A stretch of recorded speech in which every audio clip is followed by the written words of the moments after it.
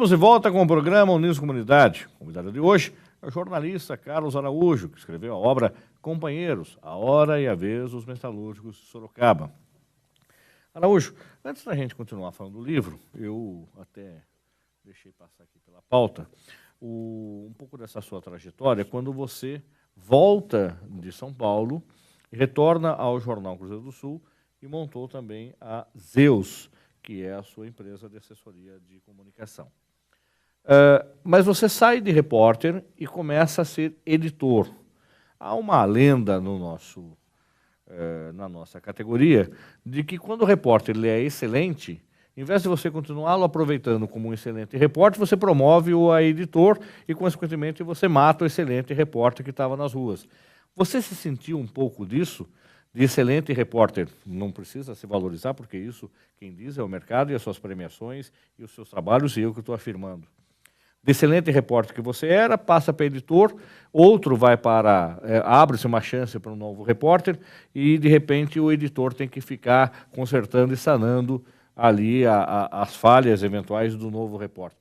Você ainda também vai às ruas. Conta para mim como é que você sentiu essa promoção. É mérito ou foi uma oportunidade?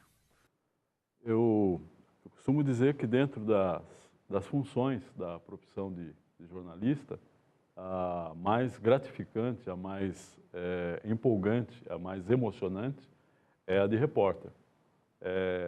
Eu sou essencialmente repórter de rua. Esse é o meu perfil. Eu falo repórter de rua porque hoje existe uma coisa que eu não... pode estar correta, pode estar antenado com as novas tecnologias, mas hoje existem repórteres de e-mail, de mensagem, de telefone, que, como a gente fala, com perdão da palavra, não levantam a bunda da cadeira e não vão atrás das coisas. Pode ser que eu esteja... A nossa escola não permitia isso. Pode ser que eu esteja assim, equivocado, porque isso seria estar antenado com as novas tecnologias, mas a essência da reportagem, ela continua sendo de rua, ou seja, de você ir atrás das coisas, repórter de rua é uma expressão para dizer que é o repórter que tem que ir atrás, porque não só na rua, nos gabinetes acontecem as coisas, só que se você não for atrás, não ficar na antessala do gabinete do prefeito, tomando canseira ali, esperando, vendo quem está entrando, quem está saindo, quanto tempo demorou, você não faz uma apuração bem feita, porque o que vai sair de iniciativa dos gabinetes é o que eles querem que saiam. E você estando lá, você vê o que está acontecendo, é diferente. Então você vê quem entrou, quem se reuniu, através de outras pessoas, você fica sabendo até se o prefeito está de bom humor hoje ou não. E se não estiver de bom humor é porque alguma coisa está acontecendo. Ou seja, você fica sabendo desses detalhes e sentado esperando e-mail na cadeira da redação, que é muito confortável, porque tem café, tem água, tem ar-condicionado, mas a reportagem, ela pede que você se adapte ao desconforto mesmo, de tomar canseira, de ir atrás, de ter muito trabalho, de pesquisar, de ler muito e de desconfiar das informações. Então, aí de repente, eu que sempre gostei de fazer isso, de repente eu sou escalado para ser um dos editores para a edição do jornal. E a edição, o time da edição é diferente, porque você vai trabalhar as informações que chegam dos repórteres para você, e você vai colocar na página, titular, hierarquizar, abrir a matéria como manchete, ou colocar no fim da página, colocar foto ou não, linhão, título, todas essas coisas que compõem o visual da matéria dos textos que o leitor abre e vê no jornal. É diferente. Só que você aprende com isso também. E esse é o que você perde em emoções, em histórias, onde você está na linha de frente e assiste, acompanha e vem, escreve a matéria, a reportagem, você ganha também em análise crítica das reportagens. E ganha e aprende como ter ou seja, você passa a ter uma visão ampliada da profissão.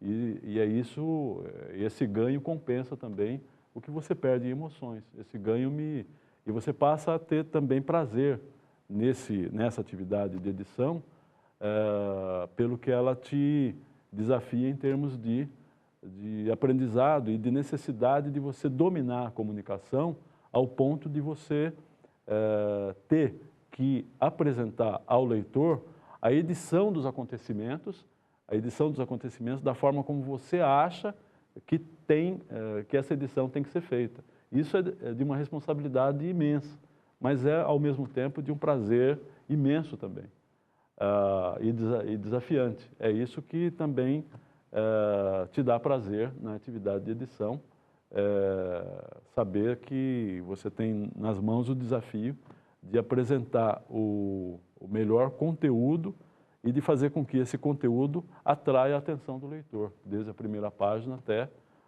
todas as páginas que compõem o jornal. Mas, por outro lado, a gente vê você nas ruas, às vezes, sendo repórter de rua outra vez. Você decide, eu vou fazer essa matéria porque eu vou produzi-la de algum ângulo, você decide, é você quem decide, ou alguém do jornal decide, essa matéria merece o Araújo, saindo do conforto da redação e desse trabalho importante que ele faz para apurar. Como é que acontece de você ainda continuar as ruas de vez em quando? É uma decisão administrativa, é uma decisão administrativa. Um editor-chefe achou que eu deveria ir para a edição, e com a mudança, outro editor-chefe achou que eu deveria voltar para a rua. E ele me colocou novamente na rua. Hoje você está na rua ou você está na edição? Estou na rua e faço edição aos fins de semana, feriados, posso cobrir férias e posso cobrir também, faço editorial também na cobertura de férias do editorialista titular. Ou seja, é bastante dinâmico, de repente mas a minha atividade hoje, nos dias úteis, é repórter. Você escolhe... Eu estou na Câmara. Atualmente, eu estou cobrindo Câmara. Então, você escolhe essa editoria que você quer ou você percebe, de repente, que é um funcionário do jornal e está à disposição para a pauta que for oferecida? Eu sou um funcionário do jornal e estou à disposição para a pauta que for oferecida. Se for para fazer matéria de buraco de rua, de novo, você volta a fazer? Faço com todo prazer. Faço mesmo. E até porque esse buraco de rua pode virar uma cratera e gerar um acidente que pode matar pessoas. Um buraco de rua nunca é simples. Ele pode matar um motoqueiro. As pessoas desprezam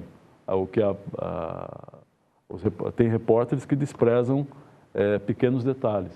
De pequenos detalhes, eles, com a dinâmica e o processo em torno dele mesmo, ele pode se tornar um grande problema, uma grande encrenca. E aí a grande encrenca pode gerar uma grande reportagem também. Isso é a característica que a gente fala do buraco de rua, sempre a primeira pauta do repórter iniciante, é o buraco de rua da sua casa, o buraco de rua que está incomodando quem? Você, morador dessa rua, mas de repente não representa nada para o resto do universo. Mas como o Araújo bem contou, esse buraco de rua pode ter uma proporção de que se ele atrapalha você, você tem todo o direito de reclamar e assim sucessivamente, como ele bem ilustrou o que pode ser esse buraco de rua. Desculpa a interrupção, lá em Natal é um acontecimento atual. Começou com um buraco que se expandiu e engoliu casas. E está gerando problema. E essa matéria vem sendo... A engenharia não consegue resolver nem explicar. Os geólogos da engenharia não conseguem resolver. E era um buraco de rua. Nem explicar. Começou com um buraco. O Araújo, o Companheiros, você tem o prefácio da apresentação do Lula. Você teve a oportunidade de conversar com o Lula a respeito do livro? Ou você mandou o livro para ele, ele fez a apresentação? Como é que foi isso? A edição foi feita pela empresa pela editora Loja de Ideias, do José Carlos Finês, e a edição fez o contato com a assessoria do Lula, e a assessoria pediu para ele escrever essa apresentação, ele escreveu, e nos mandou, o que deu, assim, em termos de referência, sendo Lula quem é o personagem histórico do Brasil, que muitos gostam e outros não, mas ninguém pode negar a participação dele nas mudanças que ocorreram nas últimas décadas no país. E além disso, também acaba sendo também um marketing para o livro muito importante. Tá? Então, eu fiquei muito gratificado com a apresentação do Lula. E também fiquei muito gratificado com a apresentação de um jornalista nosso, chamado Sérgio Coelho de Oliveira, que todos nós conhecemos e admiramos. Um dos melhores textos do jornalismo brasileiro, e um dos melhores amigos que nós temos também. E ele fez uma apresentação também muito importante. A apresentação do Sérgio. Do Sérgio Coelho de Oliveira, o prefácio do Lula. Então, esse livro está à disposição onde? Onde que o nosso ouvinte, o nosso telespectador, pode saber um pouco da história do sindicalismo em Sorocaba com esse livro? Aonde que ele está à venda, está à disposição? Como é que é? Esse livro, uma parte foi distribuída para 1.250 bibliotecas de todo o país. Ele está sendo, eu acredito que já está em bancas de Sorocaba e algumas livrarias. Ele está no site também, pode ser solicitado no site da Livraria Cultura. E ele também foi levado a outros países que têm, geralmente, algum instituto ligado com língua portuguesa. Por exemplo, foi para a Alemanha, onde tem um instituto ibero-americano. Foi para o Japão também, uma entidade que também desenvolve projetos ligados à língua portuguesa. E nós temos até obtido retorno e pedidos de mais livros. Uma dessas solicitações, como exemplo, veio do Acre, onde uma pessoa viu o livro na biblioteca lá da capital do Acre e ela quer dar para mais pessoas e solicitou. E algumas solicitações continuam, inclusive de livros autografados, que eu autografo e enviado pelo correio para muita gente. Araújo, quem quiser conversar com você, para bater um papo, para, de repente, convidá-lo para uma palestra, para trocar uma ideia, falar um pouco da profissão de jornalista, quem está nos acompanhando, de repente, se inspirou, quer se inspirar em você, acredito que você já tem aí algumas aspirações, você já deve ter encontrado algum foquinha na redação, que quando olhou para você, você é o Araújo, do mesmo jeito que a gente estava falando no intervalo do Fausto Macedo, você olha e fala assim, você é o Fausto Macedo, um dos maiores repórteres do Jornal de São Paulo. Como é que faz? Como é que é o caminho para chegar em você?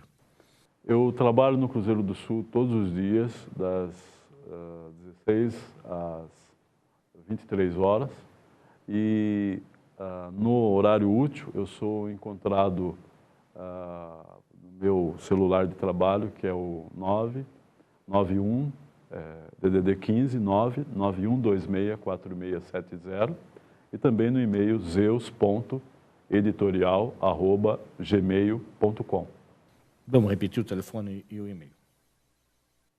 DDD 15 991264670, e-mail zeus.editorial@gmail.com.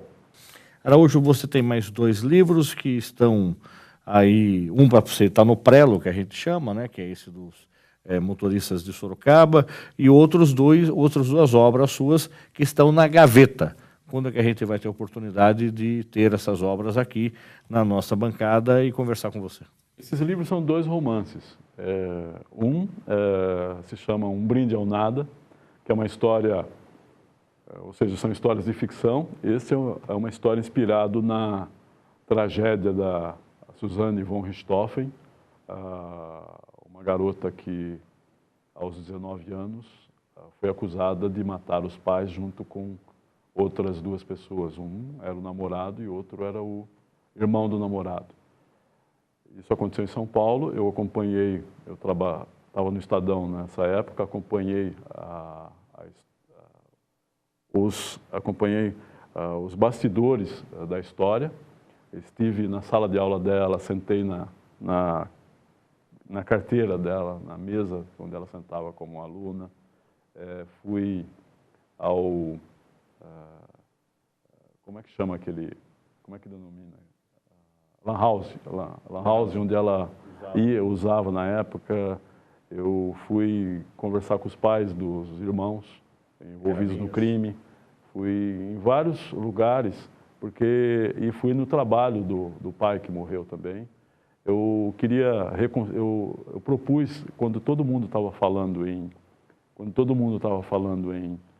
no pós-crime, eu achei um crime bárbaro como aquele, o que me chamava a atenção era de como a morte tendo acontecido à noite, como foi o dia. Então eu reconstituí o dia do crime, antes do crime, claro. Porque eu achava, como que uma família dessa acordou de manhã, ela foi para a faculdade, o pai dela foi trabalhar, a mãe foi para o consultório dela, e como essa família se relacionou naquele dia, e de repente acontece uma tragédia dessa noite. Então eu contei essa relação anterior, foi um diferencial também, a televisão repercutiu, e foi muito prazeroso fazer esse trabalho. E esse material está para um livro? E isso me impactou de tal forma que eu vi ali uma proposta uma ideia para ser explorada em ficção. A realidade, às vezes, ela é tão extraordinária, como nesse caso, que ela supera qualquer ideia de ficção que você tenha. E me proporcionou, acredito, que um bom resultado na ficção que se chamou Um Brinde ao Nada. Um brinde ao nada porque, após o crime, eles comemoraram. Um brinde às avessas, né? E o outro livro é A Insondável Noite de Sombras, que é a história de um aventureiro que começa assim. A primeira frase de um livro, ela sempre dá o tom do livro. Este começa: Ciro Vale era um verdadeiro sobrevivente e fazia parte de uma espécie rara de homens que são deuses sobre a terra. A história de um aventureiro em que, para conseguir as coisas, ele não tem escrúpulo. É uma pessoa que tem 2 lados, como o médico e o monstro, e é o reflexo de muita gente que a gente conhece na história do país. Onde é que isso vai para o prelo? A Insondável Noite de Sombras está escrito e concluído há 21 anos. Um Brinde ao Nada está concluído há 10 anos. E eu os engavetei por uma questão. Aos 20 anos, você tem uma ansiedade de publicar enorme. Parece que você tem que publicar, porque senão sua vida desacontece. Aos 30 anos, talvez isso se chame maturidade, você aí fica muito seletivo, muito autocrítico e você só decide publicar aquilo que você realmente acha que vale a pena. Essas 2 histórias valem a pena. Mas depois, por que eu não publiquei? Eu precisava ganhar a vida, precisava sobreviver e passei a trabalhar muito. E continuo trabalhando muito até agora. Quando eu tiver uma folga nesse perfil de intensidade de trabalho, aí eu vou cuidar desses 2 romances e aí eu vou publicá-los. Combinado. Daí a gente traz aqui para você. Araújo, mais uma vez, obrigado. Sucesso no seu trabalho profissional. Muito obrigado pela oportunidade de contar essas histórias. Foi um mergulho no passado. O programa Uniso Comunidade fica por aqui. Se você tiver alguma sugestão para o programa, envie para unisocomunidade@uniso.br ou na nossa fanpage lá no Facebook. Curta lá. É o programa Uniso Comunidade. Agora você também pode rever todos os programas que já foram ao ar no YouTube. Tem no nosso canal. Chama-se Uniso Comunidade. Agradecemos sua audiência e até o próximo programa. Até lá!